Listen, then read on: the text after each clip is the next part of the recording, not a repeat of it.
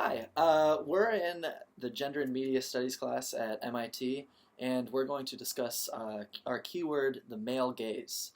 So I want to start by defining the male gaze. It's a trend in advertisement and media of an active male viewer and a passive female being viewed. In other words, the female is seen as an object to be viewed by the male.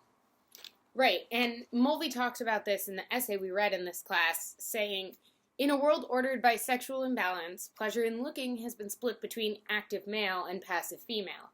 The determining male gaze projects its fantasy onto the female figure, which is styled accordingly. To see how the male gaze is shown in today's media, we got three versions of the fall 2014 Cosmopolitan, and we've picked out three separate ads to see the male gaze. Yeah, so I'll start with my advertisement. It's an advertisement for Revlon mascara, right here. And in the bottom, the quote that is driving the selling of the mascara is, "Prove that you love me through a lingering gaze and that twinkle of adoration in your eyes." So it's selling, and that's a quote from Rochelle E. Goodrich, an author. So it's a male saying that woman should be able to prove that she loves them through her gaze, her eyes, and through that they're selling eyeliner. So they're selling, basically the woman's is trying to obtain male approval through buying the eyeliner, and that's how they're trying to sell it. Totally without words. Totally systematic silencing there, too. So my ad is also related to the systematic silencing of women, and it is for EOS lip balm. And it says, get noticed with visibly softer lips. And then it talks about some of the properties of the lip balm and two of the flavors it comes in.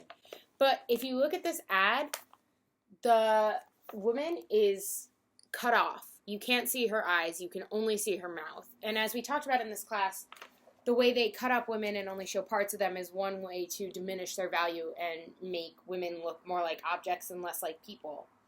And by not letting her say anything and just showing her lips as something that should be soft and that you should get noticed because your lips are soft as opposed to because your lips are saying powerful things, goes a long way in the symbolic annihilation and the systematic silencing of women.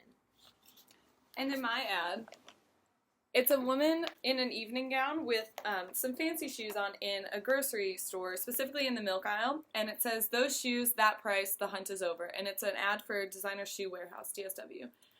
This continues on to what Skylar said with the showing women as object. She's cut off at the waist. Although it is a shoe ad and that would make sense, it doesn't make sense as to why she is in a grocery store. Why should women have to dress sexily in order to go to the grocery store? Additionally, why are women being shown in the cult of domesticity? Why are they picking up groceries?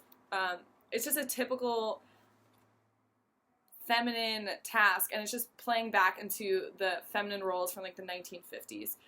This ad could have easily been placed anywhere since it is a shoe ad. It could have fit with her outfit and been at an evening gown, but the ad chooses to specifically play to the male gaze and make the woman dress sexily to go and do a normal task. And that was our keyword on male gaze. Thanks.